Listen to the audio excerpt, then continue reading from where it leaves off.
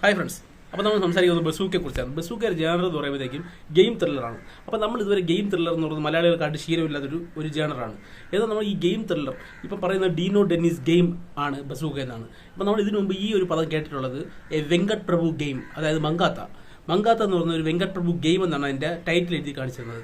അപ്പോൾ ഇത് പറയുന്ന ഡീനോ ഡെന്നിസ് ഗെയിം എന്നാണ്. അപ്പോൾ ഇതൊരു മങ്കാത്ത ലെവൽ സിനിമ ആയിരിക്കുമോ എന്നുള്ള കാര്യത്തിൽ സംശയമുണ്ട്. കാരണം ഇതിനകത്ത് ഇതിൻ്റെ നമ്മുടെ KPC ലളിതയുടെ മോൻ, അതായത് KPC ലളിതയുടെ ഭരതൻ്റെ മോഹൻ, അവൻ്റെ പേര് സിദ്ധാർത്ഥ, അങ്ങനെ എന്തോ ആണ്. അപ്പോൾ അവൻ ഇതിനകത്ത് ഇൻ്റർവ്യൂവിൽ പറഞ്ഞെന്താണെന്ന് വെച്ച് കഴിഞ്ഞാൽ ഇതൊരു രക്തച്ചൊരിച്ചിലുള്ള സിനിമയല്ല. ഇതിനകത്ത് കൊലപാതകവും സൈക്കോ കില്ലറും കൊച്ചിനെ കൊല്ലുകയും പീഡിപ്പിക്കലും അങ്ങനത്തെ ഒരു കഥയല്ല ഈ സിനിമയെന്ന് പുള്ളി പറഞ്ഞിട്ടുണ്ട്. സിദ്ധാർത്ഥ് ഭരതൻ അത് പറഞ്ഞിട്ടുണ്ട്. അപ്പം അതുപോലെ തന്നെ അതുകൊണ്ട് തന്നെ നമുക്ക് ഇതൊരു ബംഗാത്ത പോലത്തെ ഒരു സിനിമ ആയിരിക്കുമോ എന്നുള്ള കാര്യത്തിൽ നമുക്ക് ചിലപ്പോൾ ഒരു സ്വർണ്ണക്കടത്തോ, ചിലപ്പം ലഹരിക്കടത്തോ, ചിലപ്പം പണം തന്നെയാണോ, മങ്കാത്ത പോലെ തന്നെയാണോ എന്നുള്ള കാര്യം നമുക്ക് സംശയിക്കേണ്ടിയിരിക്കുന്നു. അപ്പം ഇതൊരു ഗെയിം ത്രില്ലർ എന്ന് പറയാൻ കാരണം എന്താണെന്ന് വെച്ച് കഴിഞ്ഞാൽ മങ്കാത്തയിൽ നമ്മൾ കണ്ടതാണ് ഗെയിം ത്രില്ലർ. ഈ അജിത്ത് ഓരോ പ്ലാൻ ചെയ്യുകയാണ്.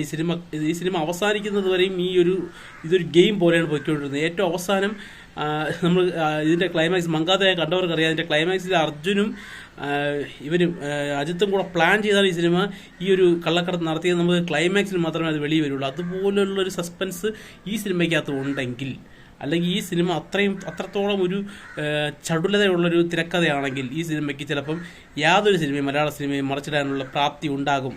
നമുക്കിപ്പോൾ അതിൻ്റെ ടീസറും ട്രെയിലറും കഴിച്ച് ചിലപ്പോൾ നമുക്ക് അത്രയ്ക്ക് വലിയ പോസിറ്റീവായിട്ട് തോന്നിയിട്ടില്ലെങ്കിലും ചിലപ്പോൾ സിനിമ നല്ല രീതിയിൽ വിജയമായി കഴിഞ്ഞു കഴിഞ്ഞാൽ ചിലപ്പം നല്ല രീതിയിൽ പൊയ്ക്കൊണ്ടിരുന്ന, അല്ലെങ്കിൽ ചടുലതയുള്ളൊരു തിരക്കഥയും അവസാനം സസ്പെൻസും നിറഞ്ഞൊരു സിനിമയാണെങ്കിൽ, അവസാനം വരെ നമുക്ക് സസ്പെൻസ് നിലനിർത്താൻ കഴിയുന്ന ഒരു സിനിമയാണെങ്കിൽ ഈ സിനിമയ്ക്ക് മമ്മൂട്ടി ചിത്രങ്ങളുടെ റെക്കോർഡ് എന്തായാലും മറികടക്കാൻ സാധിക്കും. കാരണം ആദ്യത്തെ 100 കോടി ചിലപ്പോൾ അടിക്കാനുള്ള സാധ്യത 100%. കാരണം അങ്ങനെയൊരു സിനിമ മലയാളത്തിൽ വന്നിട്ടില്ല. അത്രയും സ്റ്റൈലിഷ് ആയിട്ടുള്ള സിനിമയാണെന്ന് നമുക്ക് അതിൻ്റെ ട്രെയിലറും ടീസറിലൂടെ മനസ്സിലായി കഴിഞ്ഞു. പിന്നെ അതിനകത്ത് കുറച്ച് എനിക്ക് ട്രെയിലറിനകത്ത് കുറച്ച് ഡയലോഗ്സിൽ കുറച്ച് നാടകീയത ഫീൽ ചെയ്തു. എന്ന് വെച്ചാൽ ബാഡ് എന്നൊക്കെ പറഞ്ഞ ഡയലോഗ്, അതൊക്കെ കേൾക്കുമ്പോൾ ഒരുമാതിരി നീ എപ്പിടുക ഇങ്ങ വന്ന്, അതൊക്കെ കേൾക്കുമ്പോൾ ഒരു നാടകീയതയാണ് എനിക്കത് തോന്നിയത്. അത് നിങ്ങൾക്ക് എങ്ങനെയാണ് തോന്നിയതുണ്ട്? ബസൂക്കയുടെ ആ ട്രെയിലറിനകത്ത് ആ ഒരു തമിഴ് ഡയലോഗ്, പിന്നെ അത് മാത്രമല്ല അതിനകത്ത് ഡയലോഗ് ഡെലിവറിയിലൊക്കെ കുറച്ച് നാടകീയത ഫീൽ ചെയ്തു. എന്ന് വെച്ചാൽ ഗൗതം വാസുദേവ മേനോൻ അതിനകത്ത് മലയാളം പറയുന്നത്, ആ മലയാളം പറയുന്നതൊക്കെ കട്ടിയുള്ള മലയാളത്തിൽ കമത്തിൻ്റെ ശീൽക്കാരും എന്നൊക്കെ പറയുന്നത് കേൾക്കുമ്പോഴത്തേക്കും അതൊരു വേറെ ആരെങ്കിലും കൊണ്ട് പറയിപ്പിച്ച പോലെ ആ ഡയലോഗ്, അല്ലെങ്കിൽ വേറെ തമിഴ് ഡയലോഗ് കൊടുത്താൽ പോലെ എന്ന് തോന്നിപ്പോയി. അത്രയ്ക്കും ഒരു പ്രത്യേക രീതിയിലുള്ളൊരു മലയാളമാണ് പുള്ളി പറഞ്ഞത്. അങ്ങനെയാണ് എനിക്ക് തോന്നിയത്. നിങ്ങളുടെ അഭിപ്രായം എന്താണെന്ന് എനിക്കറിയണ്ട്. എൻ്റെ ഓരോരുത്തരുടെ അഭിപ്രായം വ്യത്യസ്തമായിരിക്കും. അപ്പോൾ എനിക്ക് അങ്ങനെയാണ് തോന്നിയത്. അപ്പം പുള്ളിയെ കൊണ്ട് ഇതുപോലുള്ള മലയാളത്തിലെ കടുകട്ടിയായിട്ടുള്ള വാക്കുകൾ പറയിപ്പിക്കരുതായിരുന്നു. അതൊക്കെ ഒരു ഏച്ച് കെട്ടിയതുപോലെ നമുക്ക് തോന്നും. അത് മാത്രമല്ല, അപ്പോൾ നമുക്ക് സിനിമയിലോട്ട് വന്നു കഴിഞ്ഞാൽ സിനിമ അത്രത്തോളം നല്ല രീതിയിലുള്ള കഥയായിരിക്കാനുള്ള സാധ്യത കൂടുതലാണ്. കാരണം ഇത് ഡീനോ ഡെന്നിസ് ഇതിൻ്റെ കഥ എഴുതിയാണ്. നമ്മുടെ കല്ലൂർ ഡെന്നിസിൻ്റെ മകനാണ്. അതൊന്നും വലിയ കാര്യമില്ല.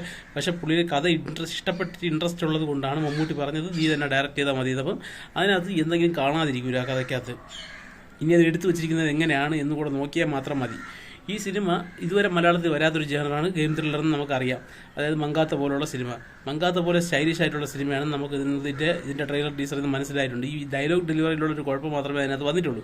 ആ ഡയലോഗ് ഡെലിവറി കൂടെ കുറച്ച് ശരിയാക്കിയിട്ടുണ്ടായിരുന്നെങ്കിൽ. പക്ഷേ മമ്മൂട്ടിയുടെ ഭാഗത്തുനിന്ന് ഇതിൻ്റെ ഡയലോഗൊന്നും ഒരു പ്രശ്നമില്ല. മമ്മൂട്ടി പറയുന്നുണ്ട് ഇതേപോലെ കുരയ്ക്കുന്ന പട്ടിയൊന്ന് ഞോട്ടി നോക്ക്, ഒക്കലിലോട്ട് സർക്കിളിട്ട് തരും എന്നൊക്കെ പറയുന്ന ആ ഡയലോഗ്, അതൊക്കെ ഭയങ്കര കിടിലുമായിട്ടാണ് മമ്മൂട്ടി അതിനകത്ത് പറഞ്ഞിരിക്കുന്നത്. പക്ഷേ ഈ 2-3 ഡയലോഗ്, ഈ ഗൗതം വാസുദേവ മേനോൻ്റെ അങ്ങനെയുള്ള ഡയലോഗുകളൊക്കെ ഭയങ്കര നാടകീയത നിറഞ്ഞ ഡയലോഗുകളായിരുന്നു.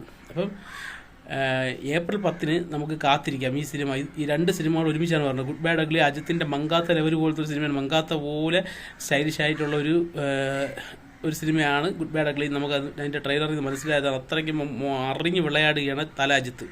അപ്പോൾ അതിൻ്റെ കൂടെ തന്നെ മമ്മൂട്ടിയുടെ ആട്ടവും ഇത് നമുക്ക് കാണാൻ സാധിക്കുക. അപ്പോൾ ഇതിൽ ആരാണോ മുമ്പിട്ട് നിൽക്കുന്നത് അവരായിരിക്കും ഈ തിയേറ്റർ ഭരിക്കാൻ പോകുന്നത്. കാരണം ആലപ്പുഴ ജിംഖാനയിലും മരണമാസത്തിലും എനിക്ക് അത്ര പ്രതീക്ഷയില്ല.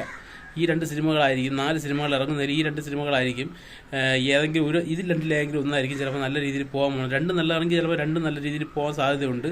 അപ്പോൾ എൻ്റെ അഭിപ്രായത്തിൽ എനിക്ക് നോക്കുകയാണെങ്കിൽ ഗുഡ് ബാഡ് അഗ്ലി എന്തായാലും 100% ഷുവർ ഷോട്ട് ഹിറ്റാണ്. പക്ഷേ ബസൂക്ക അതിൻ്റെ കഥ എങ്ങനെ ഇരിക്കും അതുപോലെ ഇരിക്കും. കഥയുടെ ചടുലത, അല്ലെങ്കിൽ നമ്മുടെ മങ്കാത്ത പോലത്തെ ലെവലിലും അതേപോലത്തെ ആ കഥയെന്നല്ല, അതേ ലെവലിൽ പ്ലാൻ ചെയ്ത് ഓരോ സ്റ്റെപ്പും മൂവ്മെൻറ്റും അവസാനം വരെയും നമുക്ക് ക്ലൈമാക്സിലും അതിൻ്റെ ട്വിസ്റ്റ് മനസ്സിലാവാത്ത രീതിയിൽ പ്രേക്ഷകരെ മുൾമുനയിൽ നിർത്തി അവസാനത്തെ ട്വിസ്റ്റ് എണീറ്റ് നിന്ന് കൈയടിക്കുന്ന ഒരു ട്വിസ്റ്റ് ബസൂക്കകത്തുണ്ടെങ്കിൽ ബസൂക്ക എത്താൻ പോകുന്ന ലെവൽ വേറെ ആയിരിക്കും. അതിൽ യാതൊരു സംശയവുമില്ല. കാരണം മമ്മൂട്ടിയുടെ എനിക്ക് ഭീഷ്മപർവവും കണ്ണൂർ സ്കോളും ഒക്കെ എനിക്ക് ഒരു ആവറേജിന് മുകളിൽ തോന്നിയ സിനിമയാണ്. ആ സിനിമകൾ പോലും എല്ലാവർക്കും നല്ല രീതിയിൽ ഇഷ്ടപ്പെട്ട സിനിമയാണ്. അപ്പം അതുപോലുള്ളൊരു സിനിമ വെളി വന്നു കഴിഞ്ഞാൽ, അല്ലെങ്കിൽ അതിനേക്കാൾ മുകളിൽ നിൽക്കുന്ന ചടുലതയുള്ളൊരു തിരക്കഥയുള്ളൊരു സിനിമ വെളി വന്നു കഴിഞ്ഞാൽ ഉറപ്പായിട്ട് മമ്മൂട്ടിക്ക് 100% 100 കോടിക്ക് മുകളിൽ ആ സിനിമ പോകുന്നുള്ള കാര്യത്തിൽ യാതൊരു സംശയമില്ല. പക്ഷേ പ്രൊമോഷനും കൂടെ വേണം. അത് നോട്ട് ദ പോയിന്റ്. ഓക്കെ.